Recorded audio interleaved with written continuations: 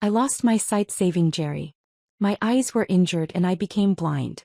On that day he swore to the heavens that he would be my eyes for the rest of our lives, never leaving me, never giving up on me. I threw myself into treatment, clinging to the hope of recovery. The day my vision returned I was overjoyed. I rushed home eager to share the good news with him, to see his face when he heard it. But when I opened the door, the world I thought I knew shattered. There in our bed was Jerry, wrapped in a passionate embrace with his secretary Kelly. Their lips pressed together, their bodies intertwined. "Kelly," he gasped between heavy breaths, her name dripping with longing. "Kelly," her voice cut through the air like a dagger. "Jerry, why don't you divorce that blind woman?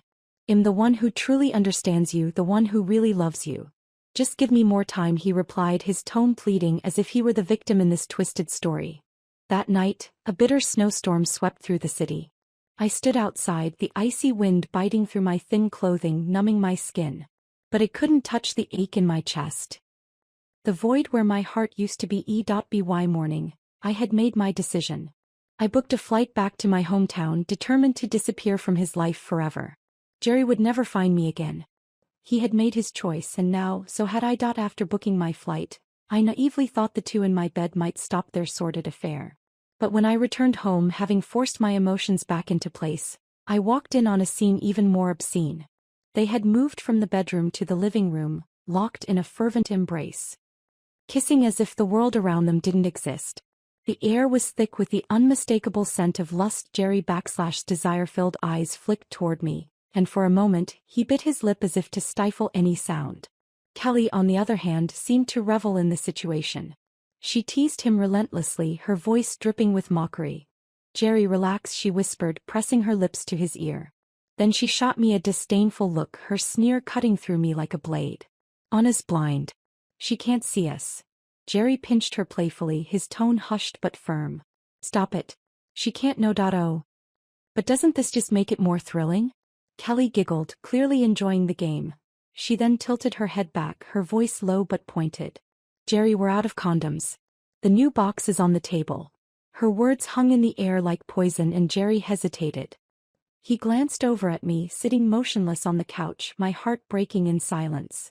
Then, with a barely audible sigh, he murmured, "Should we ask her to bring them, or should I get them myself?"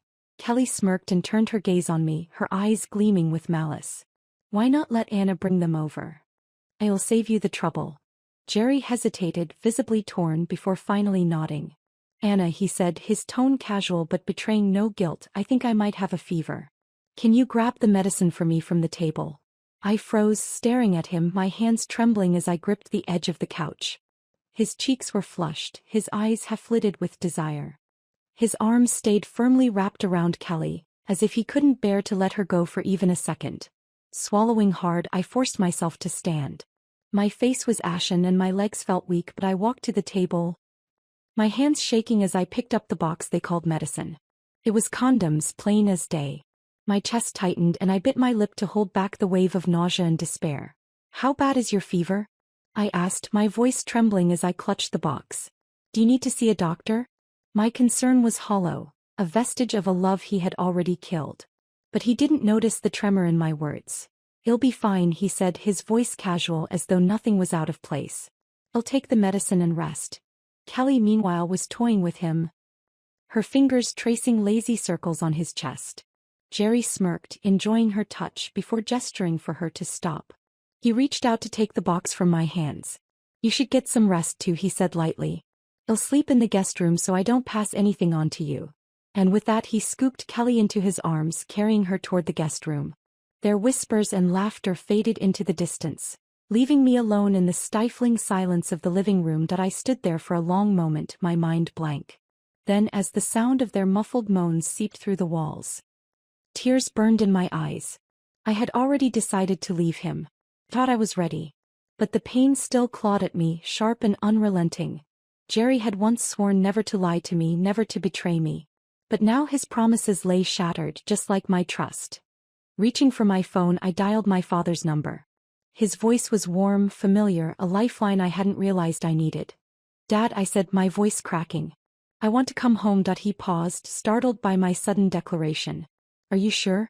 Our little town is so remote. Once you come back." I'll be like cutting ties with the rest of the world. Can you really leave Jerry behind? I can, I said without hesitation.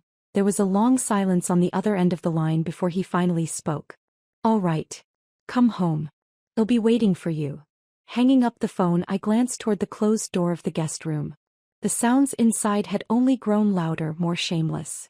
My lips curled into a bitter smile. For years, I had wasted myself on someone who didn't deserve me. But now I finally saw the truth. Jerry's betrayal had made the decision for me. Dad, I whispered, as if he could still hear me. Thank you. I'll see you soon. Just as I ended the call, Jerry walked into the room buttoning up his white shirt. His neck and chest bore fresh marks, scratches left by Kelly's nails in the throes of their passion. He didn't bother hiding them, why would he? In his mind, I was blind, incapable of seeing the evidence right in front of me. But I had never seen more clearly in my entire life. A wave of nausea hit me, stronger than anything I'd ever felt. My stomach churned violently and I doubled over, dry heaving as bile rose in my throat. Jerry noticed my reaction and rushed toward me, his face full of concern. But as he got closer, the sickly scent of Kelly's perfume enveloped me. It was unmistakable, her signature fragrance, one Jerry had spared no expense commissioning from a high-end perfume house. He spoiled her so much, he had her own scent custom-made. The stench was unbearable. My stomach turned again and I shoved him away with all the strength I could muster. Stumbling, I fumbled my way toward the bathroom, keeping up the pretense of blindness. My body was revolting, rejecting his presence as much as my mind had already begun to. Inside the bathroom, I collapsed by the toilet, gagging as my body tried to expel the disgust festering inside me. After a few moments, I steadied myself, my breathing ragged. That's when my gaze fell on the trash can. A pregnancy test IT was there, lying on top of the garbage, its bright red double lines staring back at me. I froze. For what felt like an eternity, I just stared at it and it stared back, mocking me. The humiliation sank deeper into my chest, suffocating me. Jerry and I hadn't been intimate for over 6 months, not since I lost my sight. It didn't take much to piece the rest together. Jerry had turned to Kelly. And now she was pregnant. The door creaked open and Jerry's panicked voice broke through my daze. Anna, what's wrong? Are you sick? His arms wrapped around me from behind, holding me tightly. I got so worried when you pushed me away like that, he murmured, his voice trembling. His hands gripped my waist as though he feared I might disappear entirely. Just minutes ago, this man had been tangled in bed with another woman. Yet now he played the role of the devoted husband, his voice dripping with concern. His performance was flawless. Jerry, I thought bitterly, you should win an award for this. I pried his hands off me, putting distance between us. It's probably just my stomach acting up, I said, my voice trembling slightly. I've been having trouble keeping anything down lately. The lie tasted bitter on my tongue. Once I would have despised someone who lied so easily. But now, here I was, becoming the very kind of person I once detested. Jerry's face tightened, a flicker of alarm crossing his features. He, who was always fastidious, didn't even flinch at the thought of touching me, despite the remnants of my earlier sickness still clinging to me. Instead, he pulled me close again, his grip firm but desperate. I am so sorry, he whispered. I've been working so much lately, I haven't had time to take care of you. That's my fault. It's all my fault. He cupped my face, his brow furrowed with what looked like genuine guilt. Then he led me back to the bedroom, grabbing fresh clothes for me to change into. When he tried to help, I stopped him, taking the clothes from his hands and dressing myself. For the first time since our marriage, I didn't let him take care of me.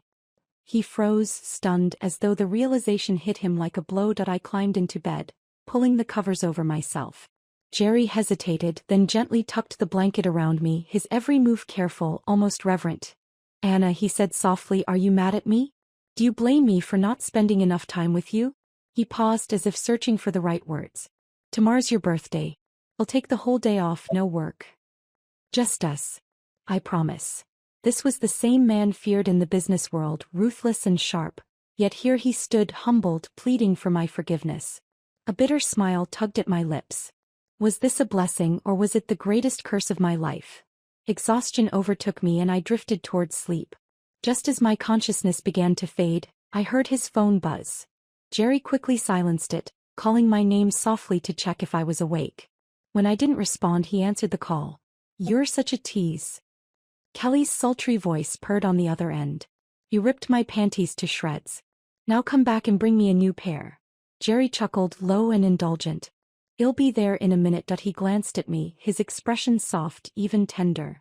Gently, he brushed his hand against my cheek before standing up and leaving the room. I clenched the bedsheet in my fists, the tears I had been holding back breaking free. Kelly was still here. Still in this house. Jerry hadn't even tried to hide it. He must have thought it didn't matter. After all, I couldn't see. I told myself. It's okay. Just hold on a little longer. He'll be gone. And when I leave, this will all be over. Forever. The next morning, I woke to the aroma of freshly brewed coffee and the sound of clinking dishes. Jerry had woken up early and prepared a lavish breakfast, all my favorite dishes, neatly arranged on the table. He even brewed my favorite coffee, placing it before me with a warm smile as he handed me a fork. Take your time, darling, he said softly, his tone filled with affection. Across the table, Kelly sat with a pout, clearly displeased by the scene. Jerry, unfazed, picked up his phone and typed a message in plain view. I'll make it up to you later. Don't cause a scene in front of Anna. Whatever you want, it's yours.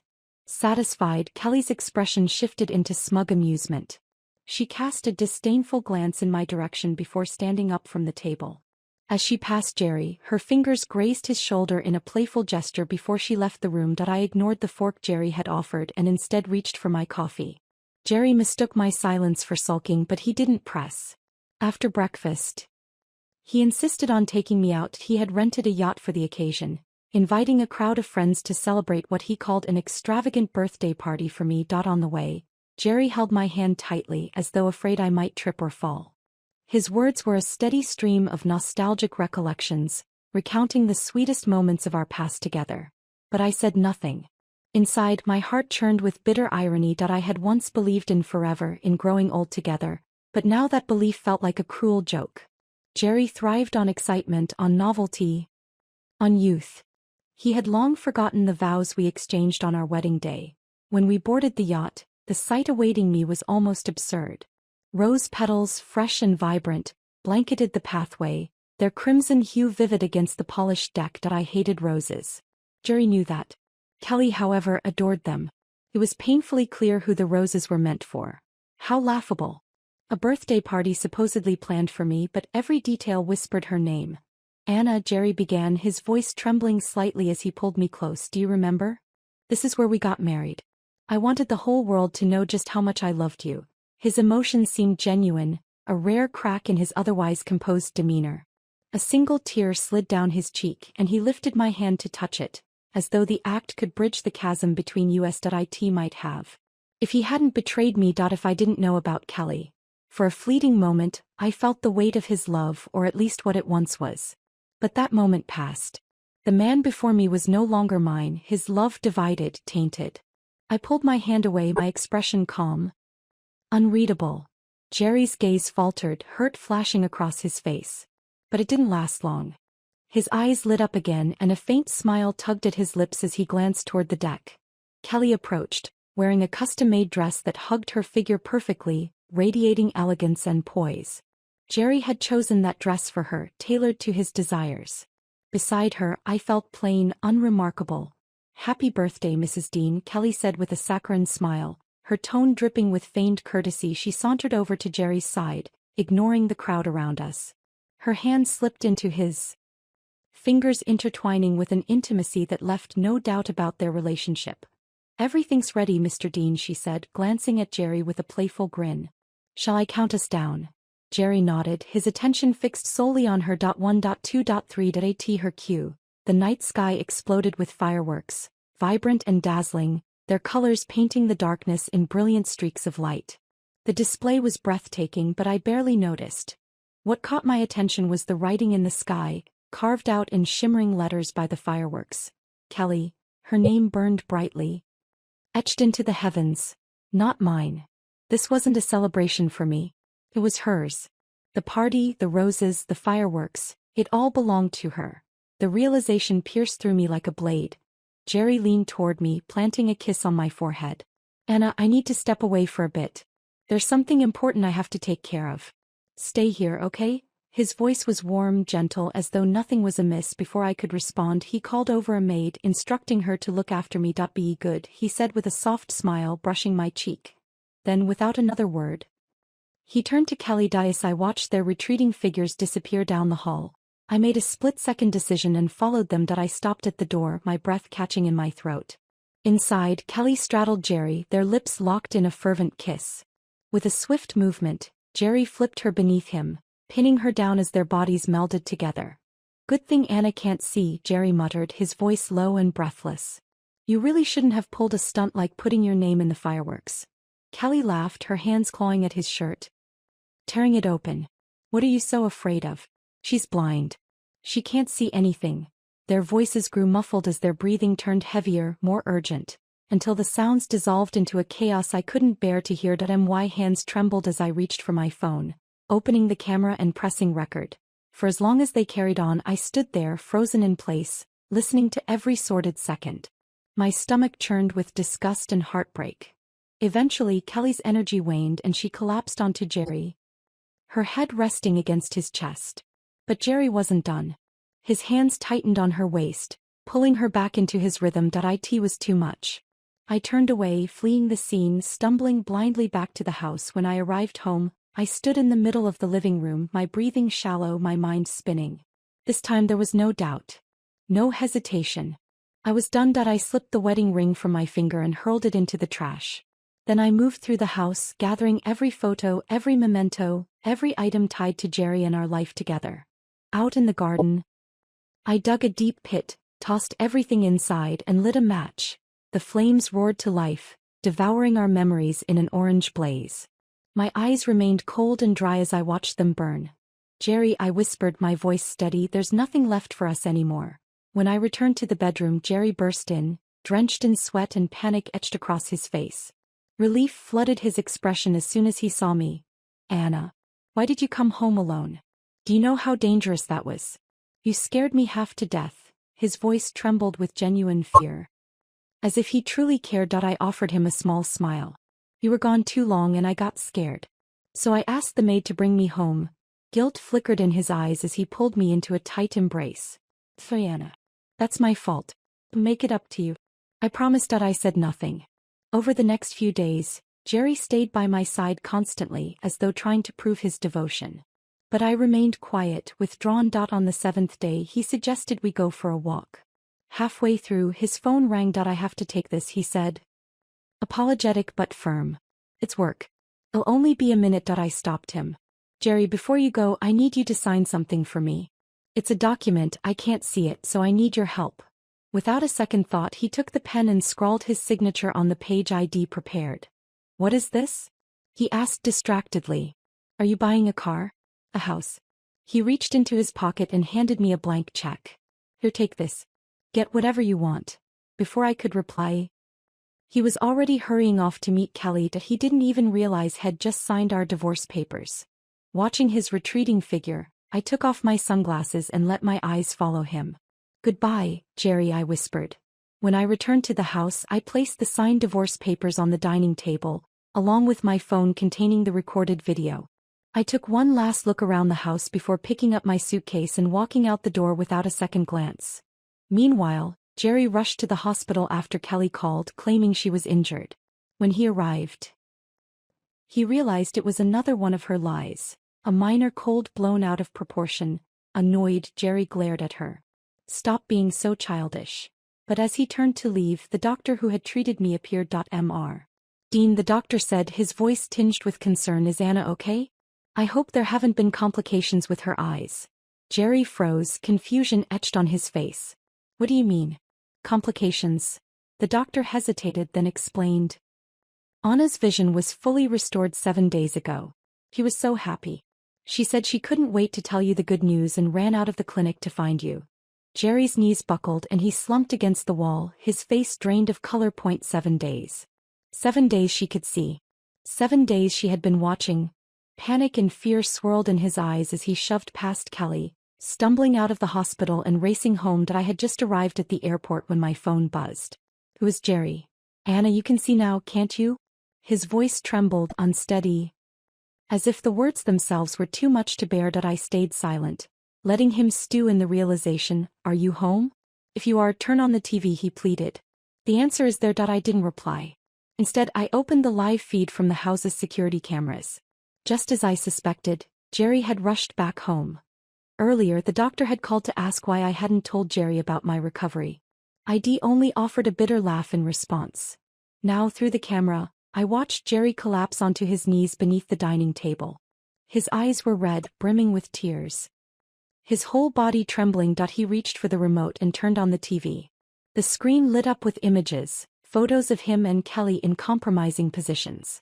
They were explicit, shameless, impossible to deny. Jerry grabbed his phone again, his voice breaking as he spoke. Anna, you've been able to see this whole time, haven't you? Why didn't you tell me? A laugh escaped my lips, cold and bitter. My gaze hardened as I answered. Did you ever give me a chance to tell you? The day I came home ready to share the news. I walked in on you and your secretary tangled in bed. You broke every promise you made to me, Jerry. You let her into our home, let her carry your child, and you think I owe you an explanation. My voice grew steadier, firmer. You've already signed the divorce papers. It's over, Jerry. We're done. I never want to see you again. No. Jerry shouted, his voice raw, desperate. I won't divorce you. I'd rather die than lose you. But you already signed the papers, I said flatly. This morning. In fact, you didn't even bother reading what you were signing before you rushed off to meet Kelly. Stop fooling yourself, Jerry. You've already chosen her. So who are these tears for?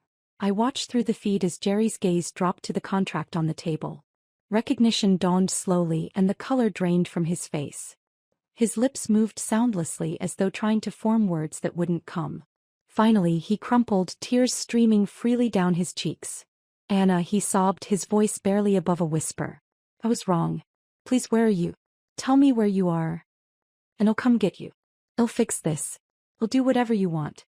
I'll make Kelly end the pregnancy. I'll cut all ties with her. Anything, Anna, just don't leave me. He knelt on the floor, his voice breaking, pleading with a desperation that once might have pierced my heart. But it didn't. Strangely, I felt nothing. No anger, no sadness, no pity. Just emptiness. I've already let you go, Jerry, I said quietly. The boarding announcement echoed through the terminal, signaling the end of our conversation. Jerry's voice grew frantic on the other end, begging, pleading. But I didn't listen. I hung up, pulled the SIM card from my phone and tossed it into a nearby trash can. Without looking back, I walked toward my gate. The journey to my hometown was long, nearly 2,000 kilometers. 2 flights later, I finally arrived. As I stepped off the plane and breathed in the crisp, familiar air, I felt a weight lift from my chest. Jerry was behind me now, a closed chapter in a story I would never revisit. This was my fresh start. Our village's entrance is hidden, tucked away in the dense greenery. Finding it is no easy task. And even locals sometimes struggle to describe the way. Years ago, I decided to venture beyond its borders, eager to see the world outside. As I stepped out of the familiar woods, I stumbled upon Jerry. He was pale, writhing on the ground, a snake bite swelling on his leg. The venom had begun to take hold. I saved his life that day. When he woke, he offered me money in gratitude, but I refused. I simply wished him well and left. We met again by chance. This time, a group of thugs tried to snatch the necklace my mother had left me. Jerry happened to be driving by and saw me struggling. He stepped in, shielding me, and sent them running. Realizing how little I knew about the world, he took it upon himself to teach me, showing me things I'd never experienced. I was captivated first by his kindness, then by him. Over time, admiration turned to love, and I thought he felt the same. The night I worked up the courage to confess my feelings, Jerry was attacked by old enemies. They were out for blood, and without thinking, I threw myself in front of him, taking the knife meant for his heart. That was the night I lost my eyesight. Jerry held me in his arms, his tears soaking my face as he begged me to stay alive. Outside the operating room, he wept through the night, kneeling on the cold tile floor, praying for a miracle. When I woke, he swore to never leave me. He promised to be my eyes if I could no longer see. But that Jerry is gone. He's no longer the man I saved, nor the man who held me and cried for me. As I arrived at the village entrance, my father was waiting. His familiar figure, weathered but strong, brought a lump to my throat. I ran to him, burying myself in his embrace. the safety of home washing over me. Anna, he said softly, you've finally come home. He pulled back, searching my face with furrowed brows. But are you sure about this? Can you truly let go of Jerry? His voice was heavy with doubt, but I answered firmly. Is that? It's over. Whatever bond we once had, it's gone. There's nothing left to regret. I paused, drawing in a deep breath before continuing. He let Kelly carry his child. If I stayed, what would that make me? A bystander in their happy little family? I gave him countless chances to make things right, to salvage what we had, but he only pushed the boundaries further. He left me no choice. My father sighed deeply, his expression a mix of sadness and relief. Perhaps this is just another chapter of life, a lesson learned. It's not all bad. The fact that you've woken up and found the strength to leave is already something to be proud of. He placed a hand on my shoulder, his grip steady. You're still young, Anna. You've got your whole life ahead of you. Don't waste it on someone who doesn't deserve you. You deserve so much more. His words sank in, their weight grounding me. He was right. I was only 30. My best years were still ahead of me, waiting to be lived. From now on, I wouldn't squander my energy on people who didn't matter. I wouldn't allow my life to be consumed by pain and betrayal. This was the beginning of something new, a fresh start. A brighter future. 3 years slipped by like a fleeting shadow. My life had been quiet and uneventful. But the wounds in my heart gradually healed, smoothed over by the passage of time. For the first time in a long while, I felt light, unburdened. I never expected to see Jerry again. Yet here he was, standing at the entrance of my hometown. He had found me after 3 long years of searching. The moment his eyes met mine, they turned red with emotion. Dropping his suitcase, he sprinted toward me, closing the distance in an instant. Before I could react, he pulled me into a tight embrace. This wasn't the same Jerry I had known. Once the ruthless and decisive CEO, he now looked worn. His sharp features etched with worry and regret. I finally found you, he choked out, his voice breaking. 3 years, Anna. I've spent 3 years searching for you, nearly the whole world over. His words dissolved into sobs, his grip tightening around me as though he feared I might vanish again. I let out a cold laugh, steeling myself as I shoved him away with all my strength. The force sent him sprawling to the ground. If it had been anyone else, Jerry would have flown into a rage, demanding retribution. But now, he simply looked up at me, panic flashing in his eyes. Did I hurt you? He asked anxiously, scrambling to his feet. Anna. I'll be more careful next time. Jerry, I said, my voice cutting through his frantic apologies, there's no need for this. Whatever we once had, it ended long ago.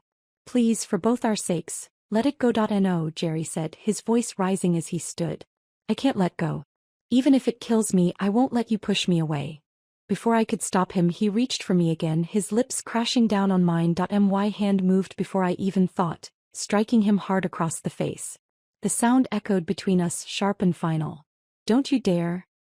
I hissed, glaring at him. I have no tolerance for cheaters. You betrayed me. You let another woman carry your child. You're filthy, Jerry. Absolutely filthy. He recoiled as though struck again, his eyes wild with desperation. I got rid of the baby, he shouted, his voice cracking.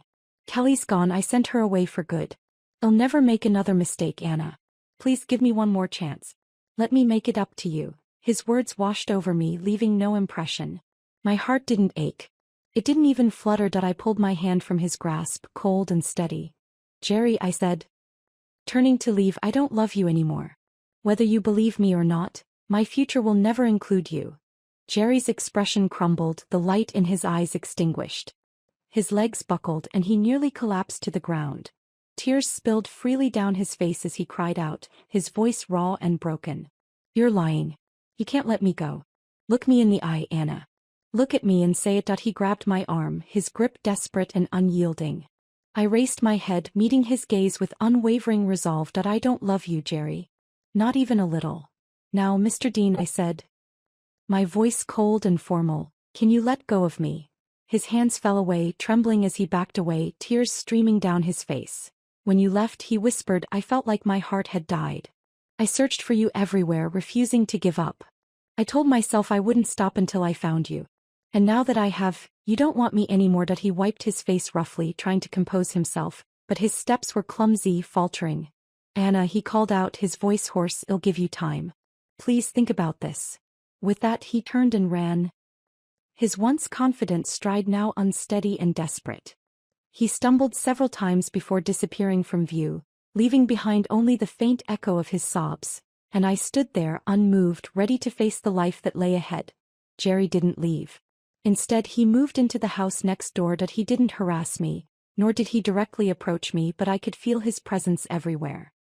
He followed me from a distance, lurking like a shadow. I pretended not to see him, and no matter what he did, I didn't spare him a second glance. He couldn't reclaim the heart that had stopped loving him. Still, he persisted, trapped in his self-deception. One afternoon I was catching up with Mike, a neighbor I'd known for years. We sat on the porch, laughing and reminiscing about the past. Our conversation was light and cheerful, but Jerry, spying on us from nearby, misunderstood completely. Consumed by jealousy, he stormed over, his expression thunderous. Without a word, he raised his hand, ready to strike Mike. I stepped in, grabbing his arm before he could do something rash. "Jerry," I snapped, my voice cutting through his fury, "if you're going to act like a madman, then leave. Stop interfering in my life." Mike, clearly uncomfortable, quickly stood and said goodbye, retreating to avoid the escalating tension. Once he was gone, I shoved Jerry away, my disgust plain on my face. But he caught my wrist, pulling me back, his eyes searching mine with an intensity one no longer found moving. "Anna," he said, his voice trembling with emotion, "you've had a few days to calm down. It's time to come back to me. Let's leave this place together." I frowned, disbelief curling my lips into a bitter smile. Did he honestly think these years apart were just some petty Cold War between us? "Jerry," I began, my tone laced with exasperation, "did you hear a word I said? We're divorced. I don't love you anymore. Can you leave now? Or is that too hard for you to understand?" I couldn't help but laugh, a sharp, humorless sound. "I'll never forget the day you stood naked in front of me, making love to Kelly while I stood blind and helpless. I'll never forget how you asked me to fetch you fever medicine, only to find out it was condoms for her. And how could I forget the fireworks you lit for my birthday? Fireworks that spelled Kelly's name in the sky, not mine. Do you even know how disgusting you are, Jerry? To betray me so brazenly and then demand I come back to you? You wanted excitement, didn't you? Well, now you get to live with the consequences." Every word I spoke was a knife, each one sinking deeper into his chest and twisting. Jerry's face contorted in agony, his breath shallow and uneven. He looked as though the pain was suffocating him before I could stop myself. I raised my hand, ready to slap him again, but before it could land, Kelly arrived. So much for Jerry's claim that she was gone. Another lie. Kelly looked exactly as she had 3 years ago, her presence as infuriating as ever. She hadn't changed, and neither had Jerry. "Go ahead," Kelly sneered, her voice dripping with venom. "Try hitting Jerry. If you do, I'll make sure you regret it. Not that it matters, you're practically a useless wreck already." Before I could respond, Kelly stepped forward, her expression darkening as she turned to Jerry. But I cut her off. "Should I lock the door before I deal with dog?" I said coldly, my eyes narrowing. "You bitch, go to hell," Kelly said angrily, Jerry's voice cut through the tension, low and sharp. "Kelly," he said, his tone venomous, "shut your mouth." Kelly froze, stunned by the sudden shift in his demeanor. "She called you a dog, didn't she? Well, she's right. That's exactly what you are, my dog. You were foolish to think you could replace the person I actually care about." Jerry /s words hit Kelly like a slap. Her face twisted with rage, and she turned to him, ready to lash out. But Jerry didn't stop. "I warned you," he said, his voice dripping with disdain. "I told you never to show your face here again." Then he slapped Kelly. Kelly clutched her reddened cheek, staring in disbelief at Jerry, who now glared at her with cold hatred. Not long ago he would never have raised a hand against her, never spoken a harsh word. But now, for me, he had crossed that line.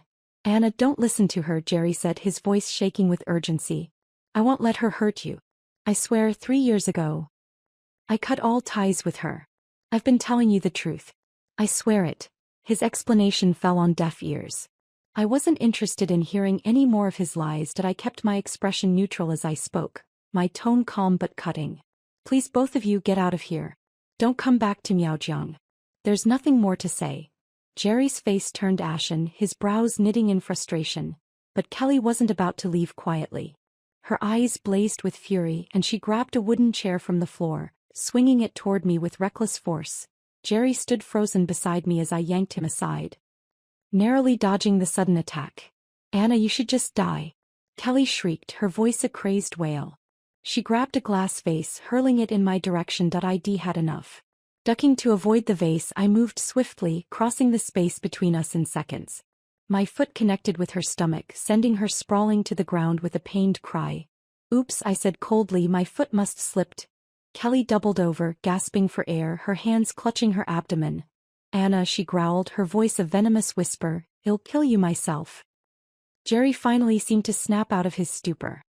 He grabbed Kelly by the hair, yanking her head back as he leaned in, his expression twisted with rage. If you dare lay a hand on her again, he spat, I'll make sure you regret it.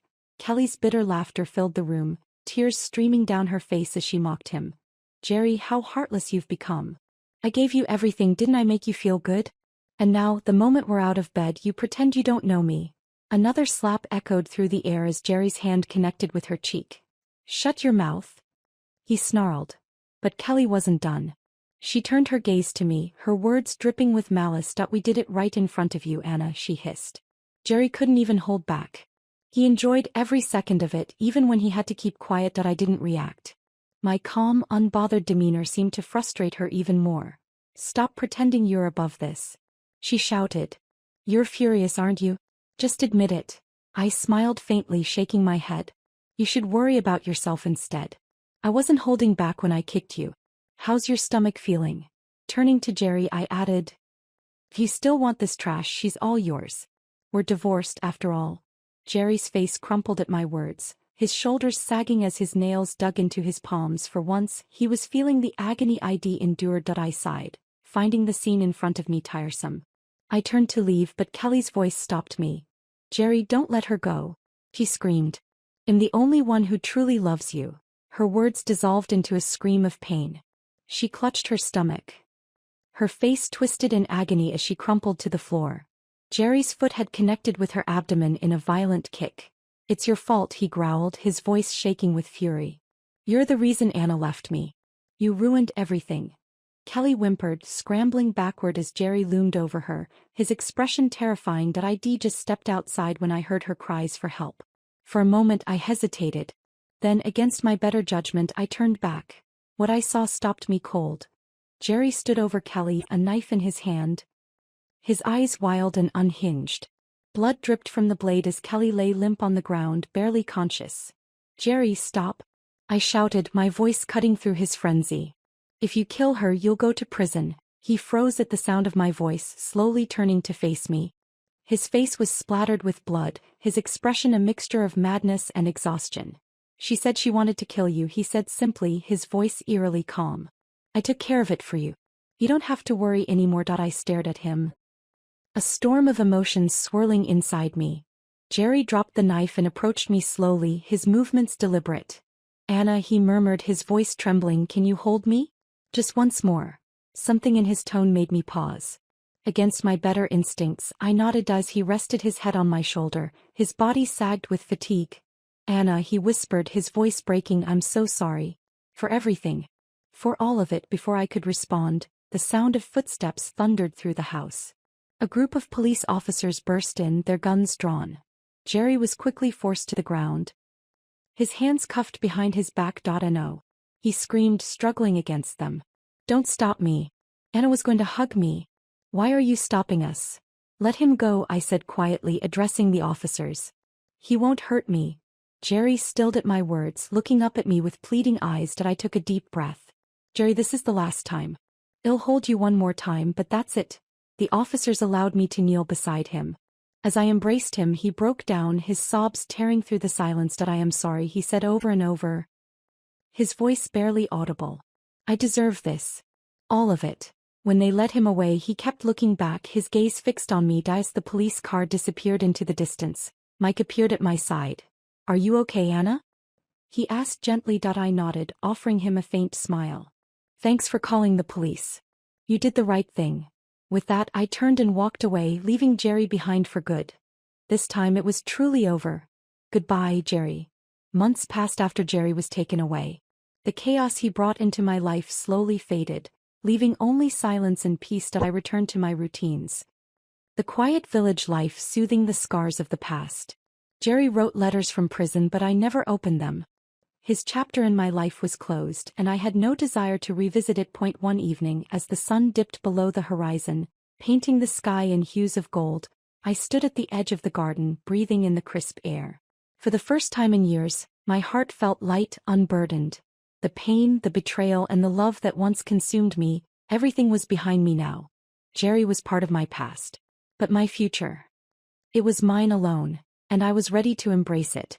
And that's my story. That if you've made it this far, thank you. That I hope my journey inspires you, even just a little. If you have thoughts to share, leave a comment below.